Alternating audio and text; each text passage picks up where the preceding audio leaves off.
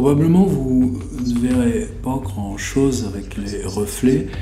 C'est Michel Chailloux. Et c'est une vidéo de quelques minutes de Michel qui avait été enregistrée en 2003. C'était à la BNF. La BNF venait de déménager à Tolbiac, dans cette grande salle de lecture légendaire, la salle Richelieu, mais il n'y avait plus d'usuel, tout. On voyait bien que ça venait d'être déménagé. Et la BNF ouvrait à Tolbiac une exposition qui s'appelait Brouillon d'écrivain. Beau catalogue dont je me sers toujours comme livre-outil. Et on nous avait demandé à 5 auteurs de venir cet après-midi-là dans cette salle Richelieu.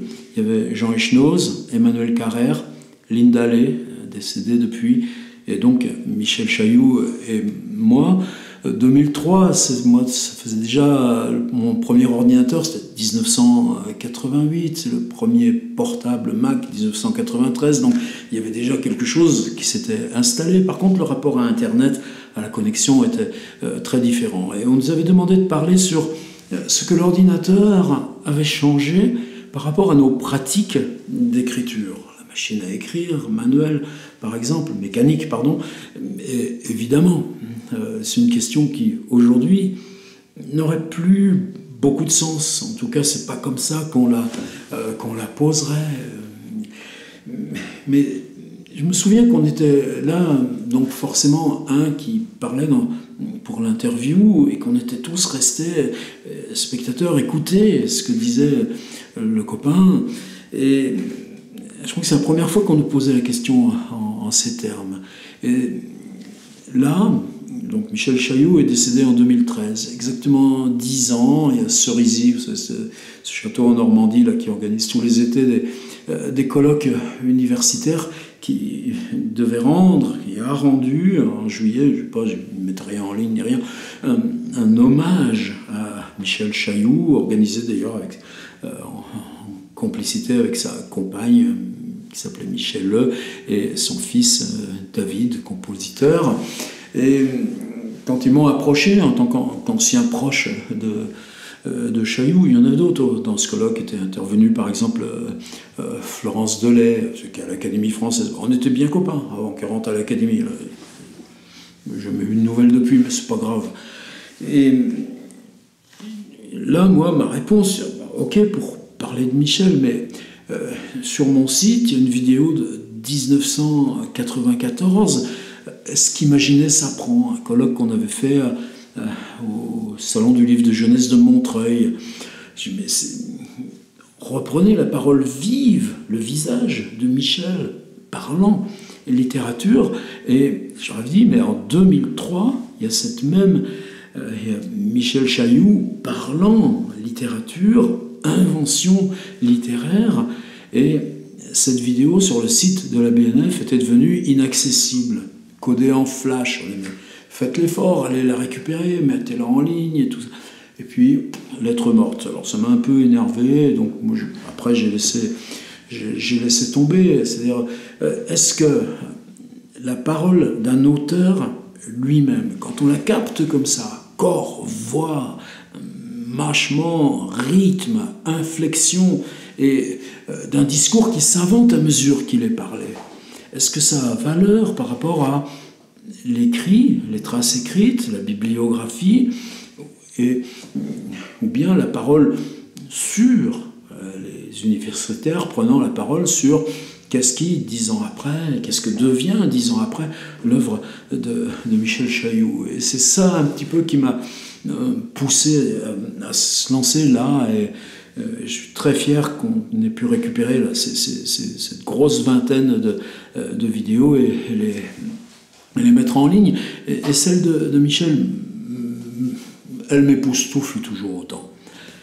Et donc je voulais juste revenir à cet ami, et avec 3 anecdotes, pas plus que des anecdotes, mais qui me concernent là, dans ce qu'on fait, nous, aujourd'hui, maintenant. La première fois que je l'ai rencontré, Bon, après, mon premier livre sorti d'usine est sorti en septembre 82. Il y a forcément des rencontres, des trucs en librairie, des trucs que je ne me rappelle plus, une fête du livre. À ce moment-là, je participais à ces choses-là. Plus aucune idée, plus rien du contexte, sauf que je vois cette grande silhouette massive avec ses cheveux que j'ai toujours connus, argentés et blancs, avec cette espèce de qui était là, qui commence à me parler du bouquin que j'ai fait. J'apprends que c'est Michel Chailloux. Je crois que je ne l'avais même pas encore lu, ces livres. C'était un nom pour moi, quelqu'un de proche justement de l'air Roubaud. Et Chailloux nous rapprochait aussi qu'il était de l'Ouest, peut-être même c'était une fête du livre comme Le Mans. Et il me dit, mais, tu vois, parce que c'est tout de suite tutoyé, maintenant que tu as fait ce livre, tu as 29 ans, maintenant il faut que tu lises. Ce qui est une drôle de réflexion à faire à quelqu'un. Moi je venais justement de passer 4 ans, 5 ans, là, totalement dans la lecture. Flaubert, la correspondance, Kafka, et évidemment, j'ai l'impression que même c'est ça qui m'a sauvé. Et qui tu es, toi, bonhomme, pour venir me dire ça? Et là, Chailloux qui me regarde, qui me dit lire tout.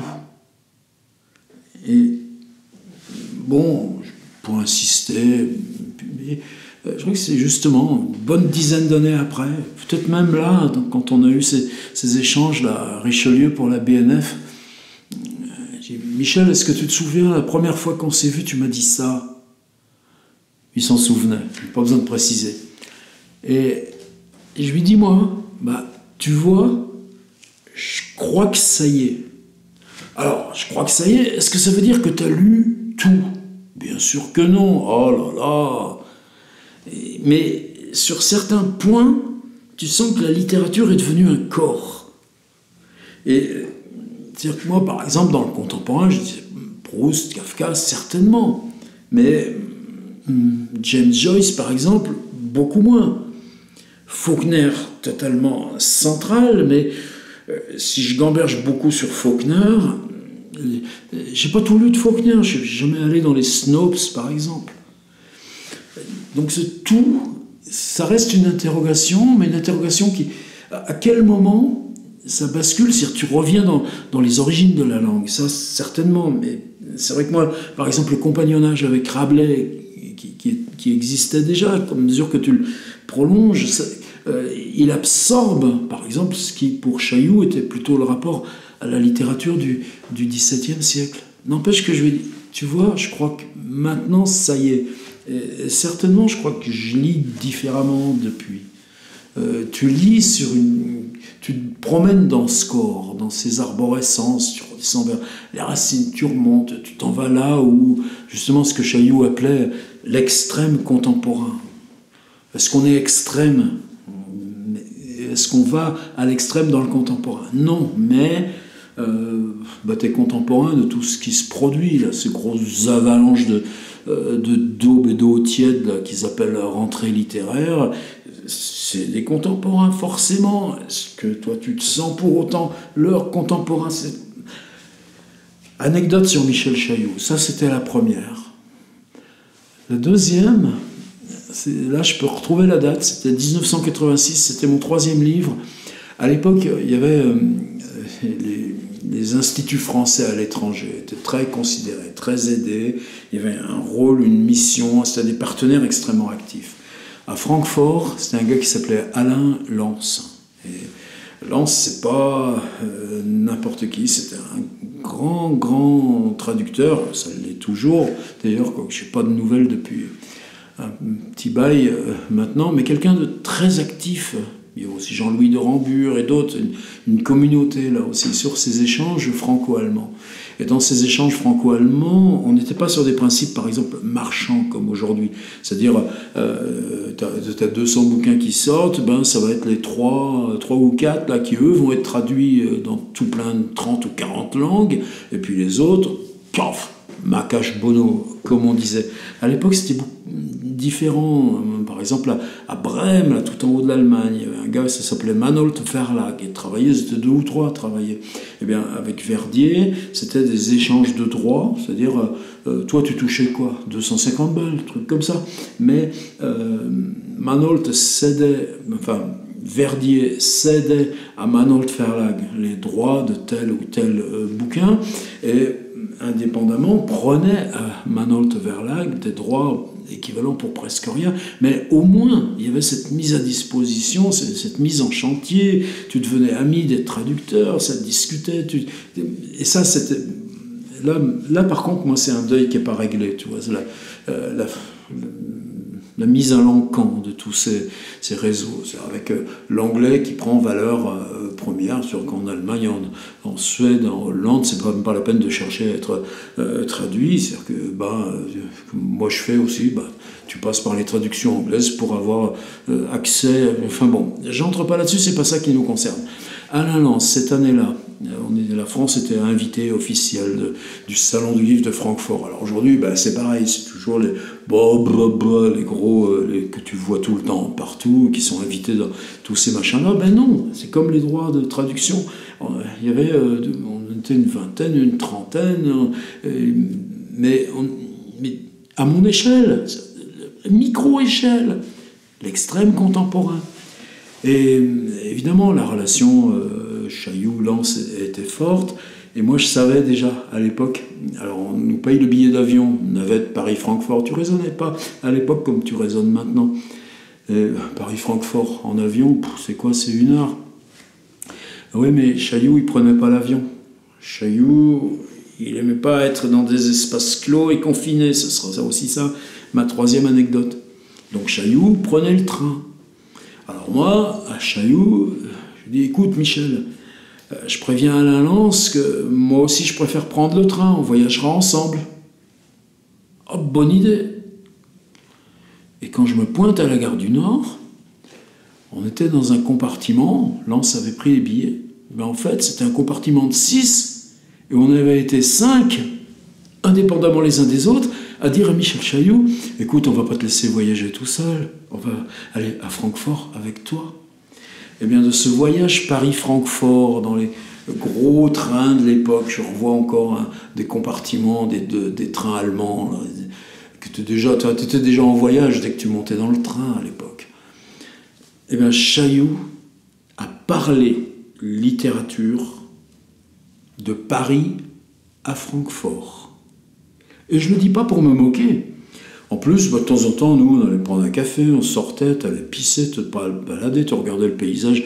Mais il y avait toujours quelqu'un qui écoutait Michel. Et Michel Chailloux parlait.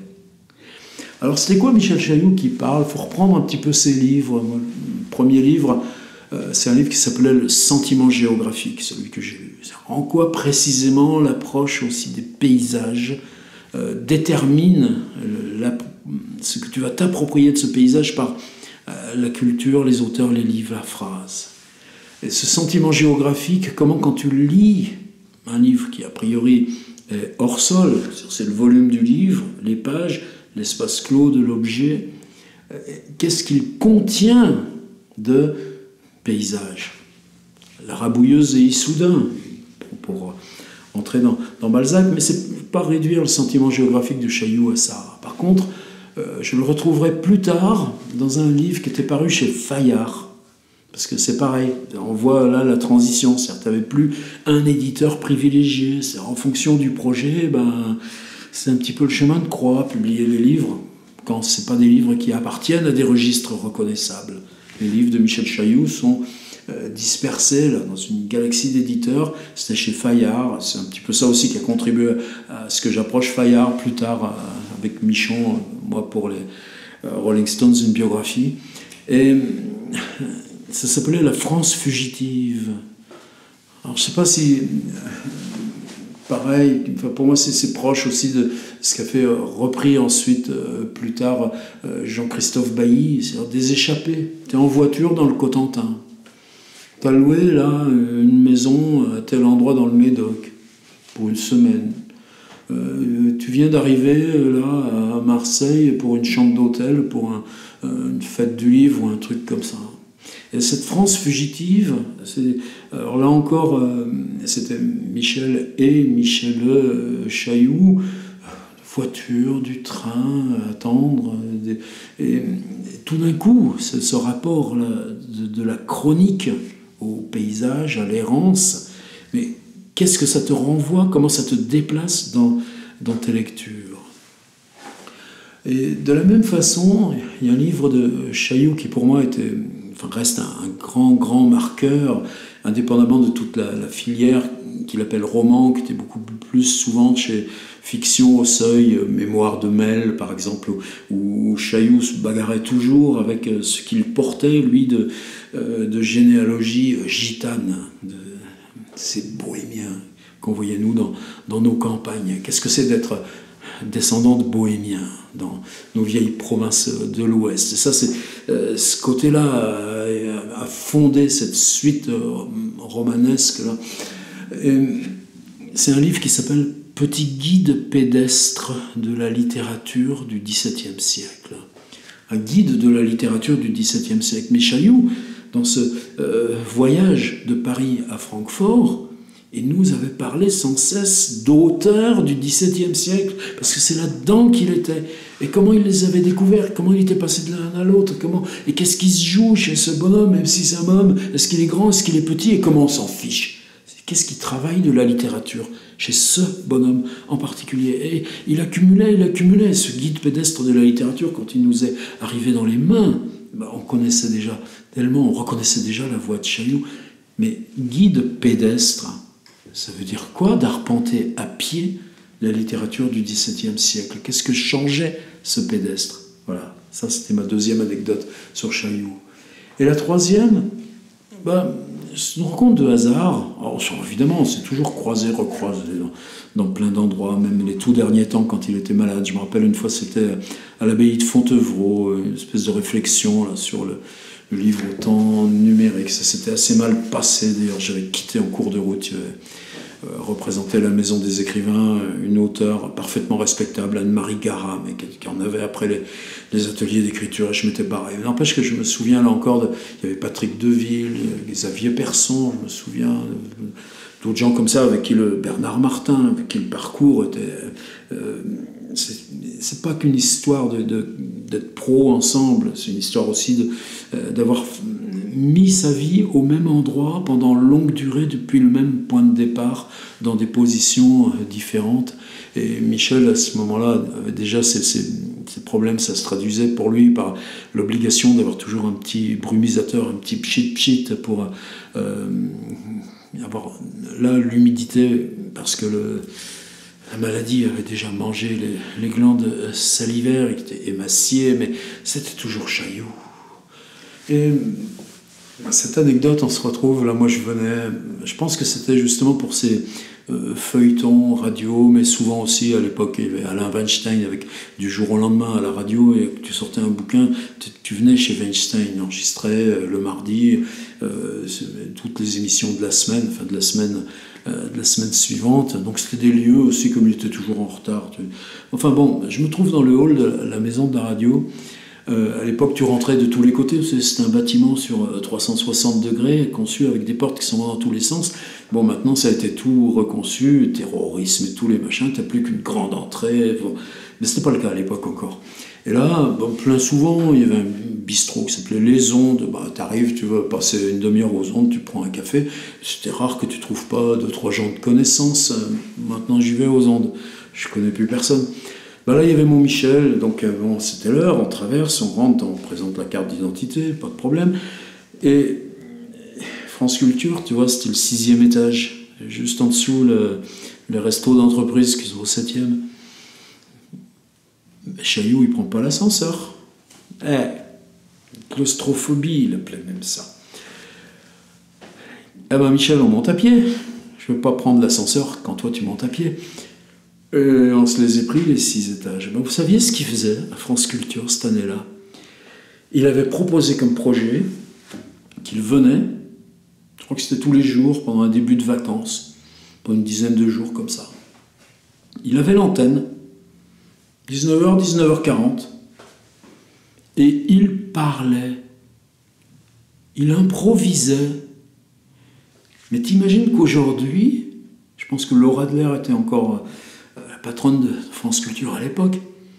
Non, mais t'imagines que tu te pointes à France Culture, tu leur envoies un mail, puis tu leur dis, voilà, mon projet, c'est que je viens chaque jour et je parle littérature pendant 40 minutes.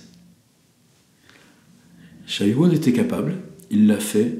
Et si vous arrivez à retrouver ça, je ne sais pas si c'est accessible dans les podcasts et autres. Voilà, ça c'était Michel Chaillot. Et tu vois là aujourd'hui, bon là c'est 20 ans plus tard. Je suis là, dans ma petite véranda de parole, parce que c'est les derniers jours, là on est à la montagne.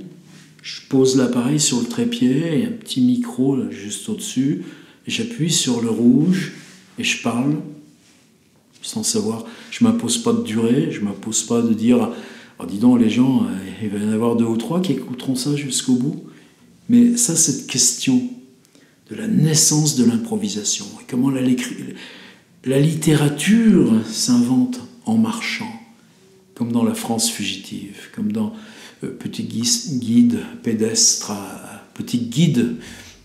de la littérature du XVIIe siècle. Comme, je n'ai pas parlé de son livre aussi qui s'appelle « Domestique chez Montaigne », qui a aussi un décalage, un renversement d'une signification infinie, sentiment géographique. Voilà. Je pense que rarement je me lance dans cette expérience. Justement, je ne la présente plus à France Culture ou à quiconque. C'est pas la peine. Récemment, tiens, c'était présente-toi au CNC parce qu'ils ont une commission qui s'appelle Savoir et Culture. À partir de 10 000 abonnés, si tu as un projet comme ça, ils peuvent te donner un peu de sous. Ouais, les sous, tu en as toujours besoin. Là, je viens de changer l'ordinateur, justement, parce que le mien est craché. Oh bah non, ça les intéresse pas. Donc tu demandes rien à personne. Tu fais ton truc. Là, aujourd'hui, les carnets, ça s'appelait 3 anecdotes concernant Michel Chaillot. Et en lien, là, dans la barre d'infos, je vous remets les 2 vidéos de ce qu'il y a sur mon site où on entend et voit Michel Chaillot, ce qui ne m'intéressait pas sur Easy. Demain.